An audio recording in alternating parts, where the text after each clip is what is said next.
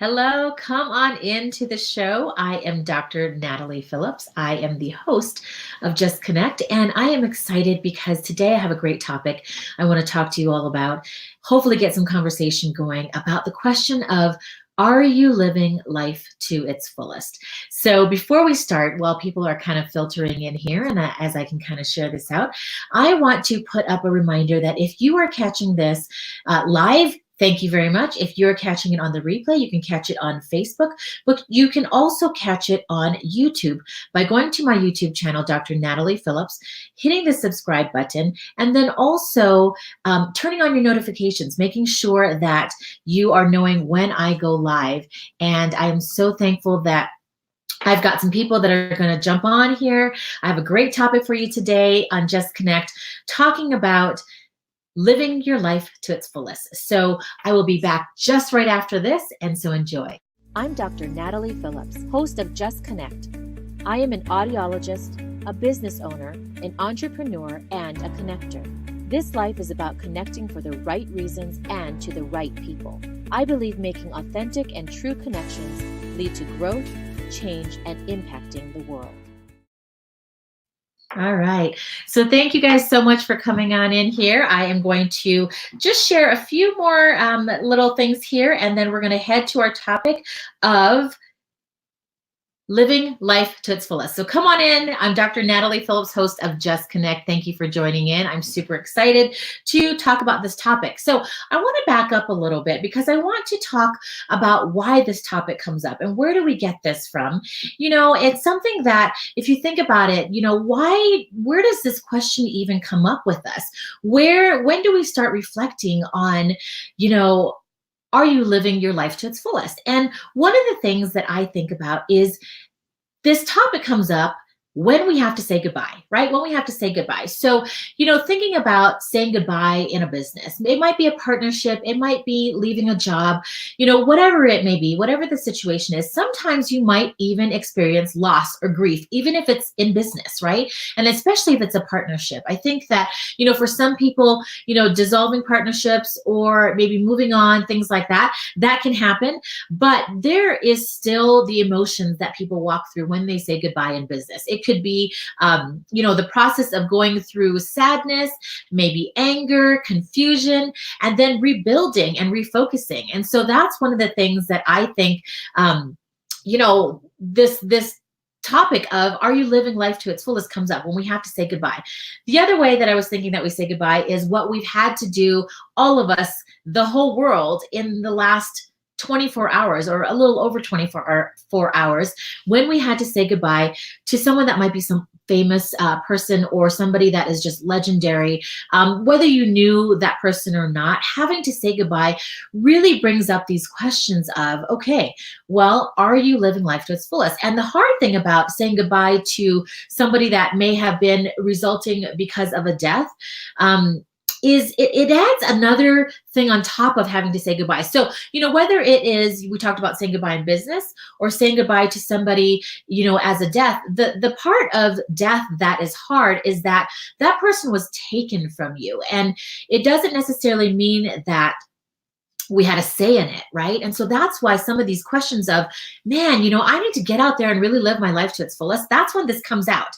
And just sitting back and thinking about being a mom, you know, I'm a mompreneur, and thinking about how having these conversations are with my patients at work, with, you know, staff, with people, you know, coming in that you're doing business with, you know, something that rocks the world, something like Kobe Bryant's death, right? It's something that, you know, we really have to think about, how are we having these conversations? And then finally, as a mompreneur, how am I having conversations about living your best life to my own kids? So that's why I wanted to talk about this today. So I wanted you guys to kind of come in. I'm so glad that you guys are coming in and watching, you know, and I've got some ways that I really want to talk about, you know, living life to its fullest. You know, I did some research. I always do some research, and, you know, doing some research is kind of fun, but it can be kind of interesting. So doing research, trying to talk about how to live your best life.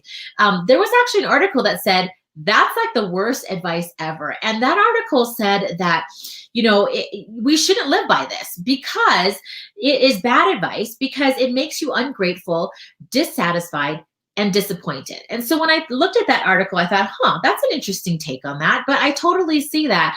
And I chose to look for another article, some more information about how people are teaching this, because I choose to be positive and I choose to, again, these are conversations that I'm going to have with my kids about how do you explain death and how do you explain, looking back at your own life, how are we going to now move forward? And so I wanted to go the pathway of not just being able to say, we really need to get out there and live our best life, but I want to actually review some ways that we can all try. I mean, everybody can try, right? So I want to review some ways, some practical ways, some things that make sense that we probably all know, but putting it down on paper helps, that we can all try to help make, us, I guess, together live our best life together. And so one of the first things is decide what's important to you.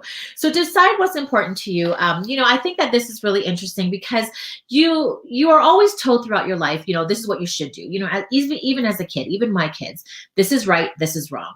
But I want to point out that you should definitely, not necessarily do what you think people want you to do. This could be your parents, this could be your friends, community, society, but instead do what makes you happy. And so that's what I'm like, again, this is stuff that I'm going to pass on to my kids, but do what makes you happy. This is the first step into living the best life you can.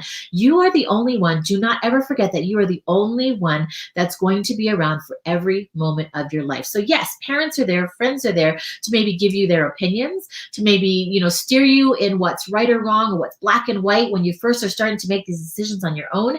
But you need to be happy and you need to do what is important to you. So that's the first thing. The second way is to take risks. Take risks. All right. So again, this can be scary for some people, right? Because they're like, I don't want to do this. I don't want to take a risk, because there's danger. And every reward though comes or is carried with risk. So don't regret the chances that you may not have taken, right? I think it was Wayne Gretzky that said, you miss all the shots that you don't take, right? So take those risks because you don't want to have those regrets. So that's the second way that I'm hoping that you guys are saying, yes, let's do this. Let's get to the best life that we can, but this is how we're going to do it, is to take risks. You will reap the rewards if you continue to take that risk. All right, number 3. Oop. Where did that go? Number 3 is tell people you love them. I don't know why that's not coming up, but number 3 would be tell people that you love them. All right. So this one is, family always appreciates that you do that. It can brighten a stranger's day just by smiling at them. Again, there are many ways that, different ways that relationships or even just acquaintances can end. But there's only one way that can keep people around in your life, and that's if you tell them that you love them. I'm so sorry that one didn't show up. Number 4, okay, live in the present. This one's kind of interesting because everybody's like, yeah, but how do you live in the present? I have talked about this before, where it is hard to kind of sometimes, if you're always on the go, just be thankful for what you have and to live in the present. So one of the ways that I always say to live in the present is to pause, right? Yes, learn from your past, look towards the future and plan. But in order to live in the present, you have to pause and you have to just look up or look around and be aware of what's around you and be thankful for what you have.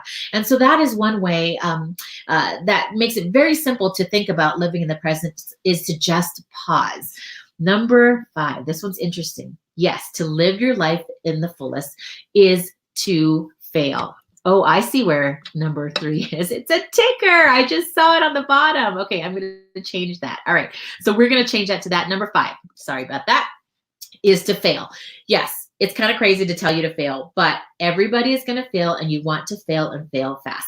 There's nothing wrong with failing. You want to fail and push through. You want to learn from your failures as well, right? And learning helps you live your best life because you are able to not just win all the time, but there are going to be balances where you win and you lose, and then you have to learn from what you have failed at so that you don't make that same mistake. And so again, failing is another way that you can live your life to its fullest. All right, number 6, don't compromise your values. We've talked about core values, core beliefs. If you haven't made your list, if you haven't made even a short list of core values, it is super helpful to have that right in front of you until you get it in your mindset of what is important and what is not. And then don't ever compromise it, right? So, if something doesn't feel right, don't do it. Don't compromise your core values. Don't compromise this internal code of ethics, right? So trust your instincts. Don't compromise your values. This is also going to help you be a lot more happy, enjoy, life a lot better. And then also reach that time where you're going to be able to live life to its fullest. Again, this is all ways to live life to its fullest. All right. Number 7. Do charitable acts for others, or just be kind. I mean, there are things that you're going to see every day where somebody actually needs your help or needs help in general. Open that door for somebody if they have their bags full of groceries in their arms. Don't just think about, oh yeah, well, I could probably open that door, or I could let that person in, that is trying to get over to get to the left lane. You see it, but are you going to actually do it? That could be as simple as doing or being kind. When I say do charitable acts for others, it doesn't necessarily mean that you have to go out and volunteer your time or, give back with your energy or financial gain or financial, donations or anything like that. But doing charitable acts for others just means being kind and opening your eyes to seeing that there are people out there that are actually going to need your help, and they're out there every day. All right, I just want to stop real quick to say hello to my good friend Anthony Santangelo. Thank you so much for being on here. And if you're on here, if you have other things that you have ideas for, as far as, just making sure that we are all living our life to its fullest, please put it up there. I would love to add your comment into the show as well. All right, number 8, keep your mind open.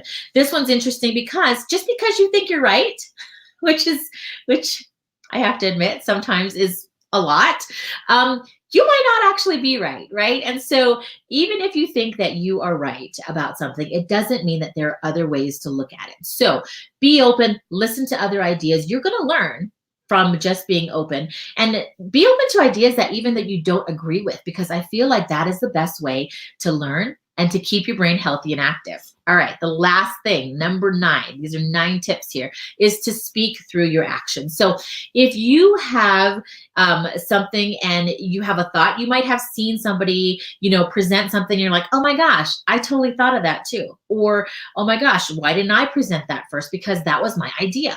Well, guess what? The next time you have an idea, you need to start acting on it, to take action. I am actually writing a book. It's called Taking Action. And, I'm going to talk about different ways that you can kind of take action and have a process so that you can take action on every single idea, so that you can see if it's going to come to fruition, or if it fails, then you start over again, right? And you pivot. And so action is a huge thing.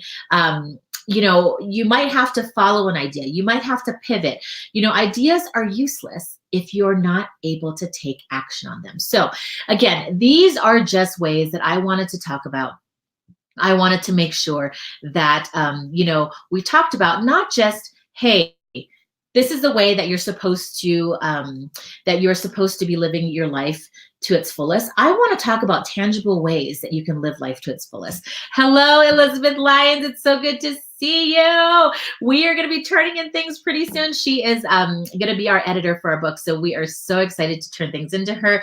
And yes, Anthony said yes. This whole show, it made me think about what's been going on in this world and how we're saying goodbye. And then we quickly say after, my goodness, we're going to have to, live life to its fullest. But I really wanted to take it down a step and say, yeah, but what does that mean, right? What does that mean?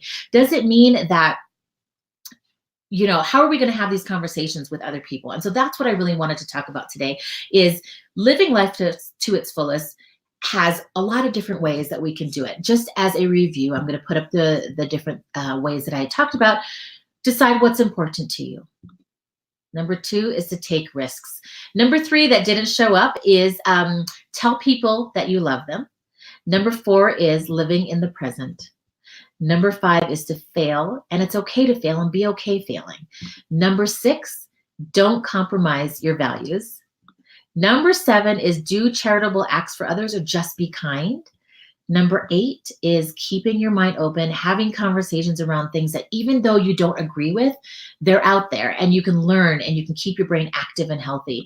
And the last thing is to speak through your actions. So again, I always have a call to action. I always have a challenge because I think that it's not only about having these conversations, but to have that challenge out there. So my challenge, super simple, is have these conversations about how do we live our life to its fullest. Don't just put up a meme that says, get out there and live life to its fullest, but how do we do this?